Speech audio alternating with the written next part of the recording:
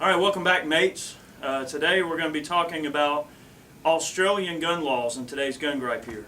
This is Barry and Eric again, and of course we have a little series going on with the gun gripes, and one of the most popular requests for gun gripes is Australian gun laws, because people complain about how hard it is to legally obtain a pistol or rifle in Australia, and today we're going to try our best to hopefully shed some light on that. We have gotten a lot of correspondence from folks. We do have a buddy of ours, John, down in Australia that sent us some gifts that we want to show you, a few odds and ends, and he also sent us copies of some of the basic paperwork you have to fill out. I want to read this letter. We got a box of gifts today from our friend John in Melbourne, Australia. Dear Barry, Eric, Ray, Tony, Michelle, Mr. Moss, and all the gang. Good day, mates. John here from Melbourne, Australia, sending you this letter and gifts. I love all of your YouTube videos and you have made today. I kindly ask you to make a video YouTube about the different gun laws from Australia to American gun laws. You don't realize just how lucky you are to have constitutional right to keep and bear arms. And here in Australia, we don't have a right. It is a privilege.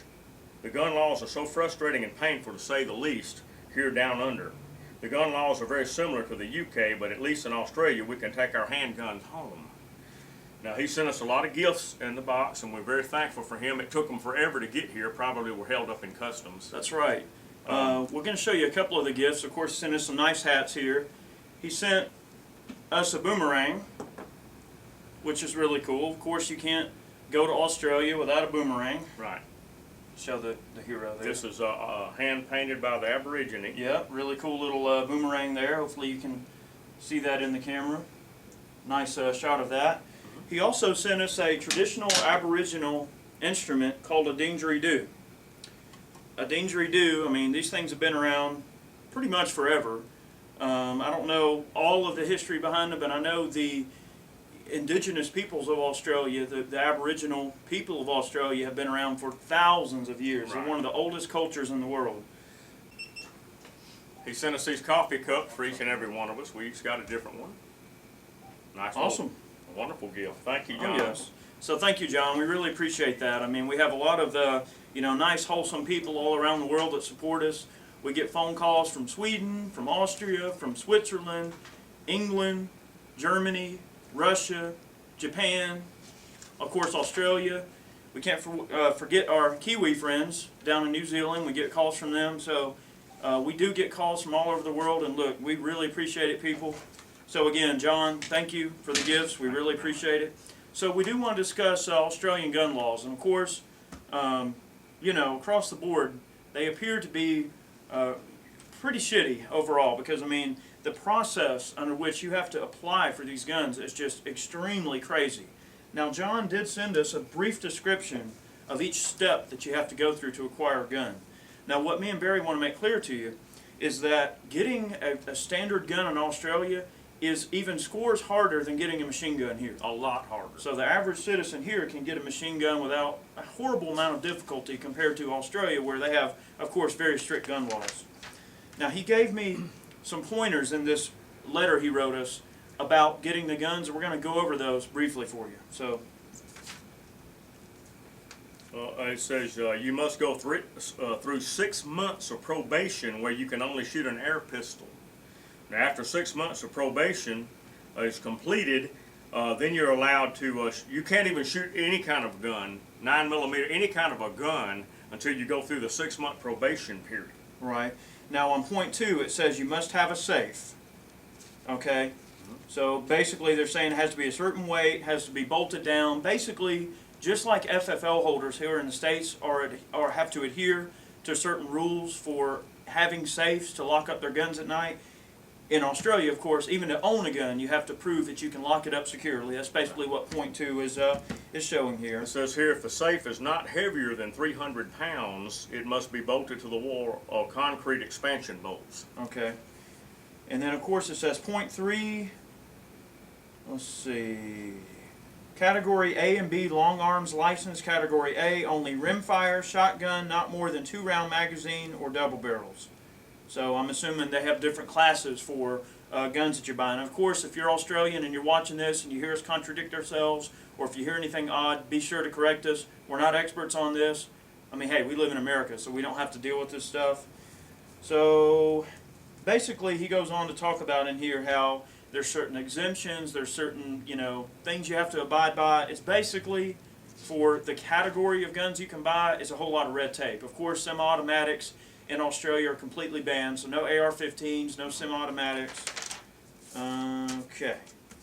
It says you must apply.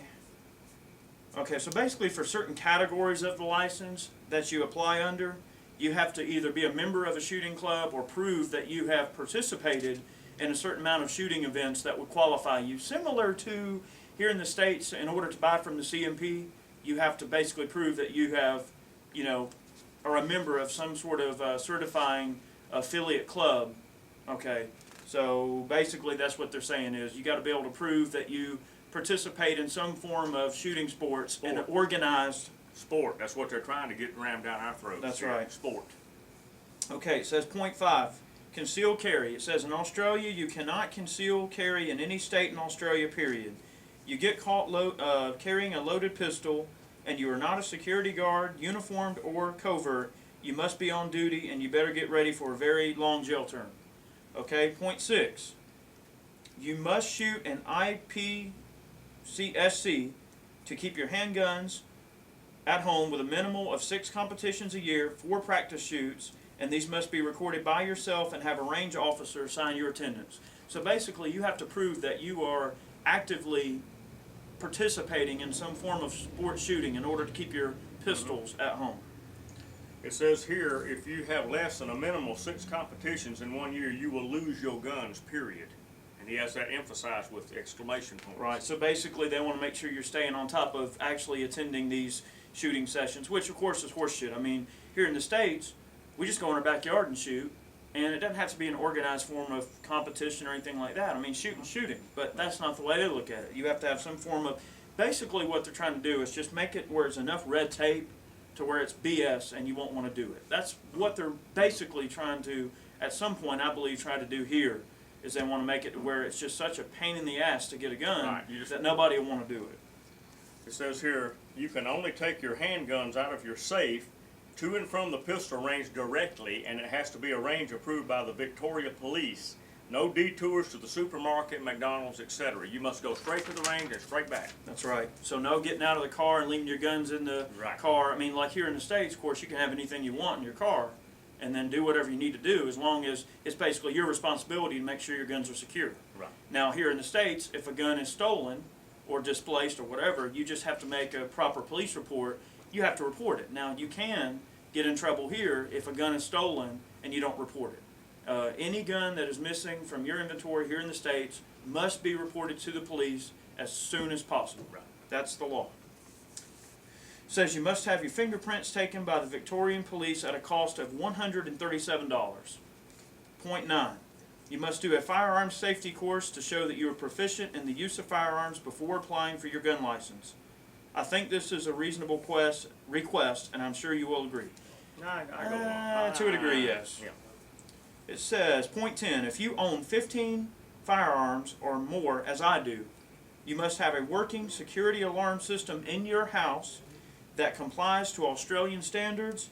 This alone can cost up to 2,000 Australian dollars. Point 11, the bolts of your rifles, now this is BS, the bolts of your rifles must be locked separately to your firearms in a separate room. As to the keys to your safe, ammunition also must be locked separate and in a separate room. So basically, again, it's just more red tape to make you defenseless, and I don't agree with that one bit. Says, point 12, we have the same laws for 10-shot magazines for your handguns as they do in California, so same thing, all right? Point 13, the Australian government had $160 million firearm buyback schemes. So basically they're talking about buybacks, which of course we know is just another form of backdoor gun registration, okay? You can't have any semi-automatic handgun that has a barrel length of less than 5 inches, 120 centimeters, and 100 centimeters barrel length for revolvers. So basically, no short barrels. So you couldn't have like a 2-inch snub-nose revolver. Right. You couldn't have like a little Derringer style 22 or whatever. If he's caught with a folding pocket knife in a waist belt holster, that is considered a weapon. If I get caught with that in the street, I will be charged with carrying a weapon and deemed a prohibited person by the court and kiss my guns and gun licenses goodbye. Yes, that's correct. It's not worth it, period. If he's get caught with a folding knife in the street, he's going to lose all of his privileges to own any kind of a weapon.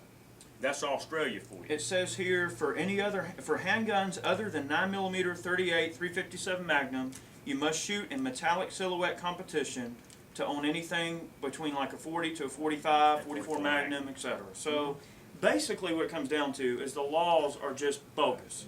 Okay, there's a bunch of horse crap involved in it. So that's really what we want to, get through to you guys is that, here in the States, I mean, yeah, we complain about laws and things like that, and we complain about how tough it can be to get guns here, but you look at like our Australian neighbors, and I mean, they've really got it bad, and their government's just gotten it to the point where they're completely out of tune with what the average person wants. And I think if you were to ask the average Australian what they want for their gun rights or to own guns, is that they want to own guns. I mean, I can imagine there are areas in Australia, of course, that are extremely rural. You want to be able to walk out back and shoot game. You want to be able to defend yourself. You don't want to have your hands tied behind your back. No one does. And I think with the modern society that we live in today, there's no excuse for the average common man to not be armed in a manner that is, similar to what the military law enforcement has the ability to do themselves. There's no reason why the military or law enforcement should have guns and the regular populace should not. There's just no reason in this society, today's modern world, for that not to be the case. Well, they want to make it, like Eric says, so difficult that you'll give up even wanting a gun. That way the police and military will have a monopoly on guns. And you're at the mercy of anything they want to do to you. That's right. And, if we leave you with one thing, we just want you to realize that, we are patriots. We love our country. We respect people from all around the world. We respect your country, respect your laws. The way I look at things is that no matter where you go in the world, people are people. And I know I say that a lot, but we have to look out for each other. And it doesn't matter if you're in Australia, if you're in Switzerland, if you're in Germany, it doesn't matter. We all have a responsibility to promote, responsible firearms ownership and responsible firearms laws. And a lot of these rules that these people have to follow that to me are just completely asinine and completely bogus. Now here's the actual, instructions for acquiring a handgun in Australia.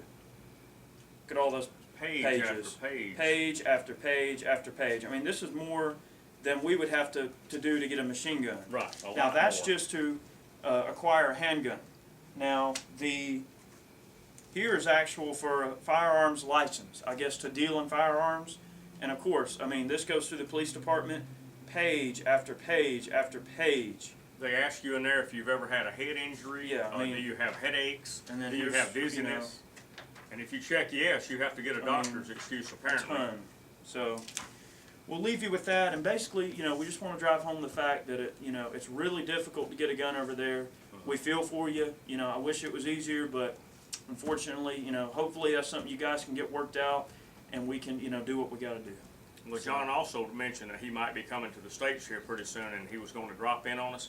And he said in his letter, he said, it's a shame that I have to travel halfway around the world just so I can shoot a semi-automatic To be gun. a free man, you have to, right. travel you halfway. have to go to another country. But anyway, yeah. I mean, that's just the way it is in Australia. We feel for you guys, and, we hate that it's such a pain in the butt.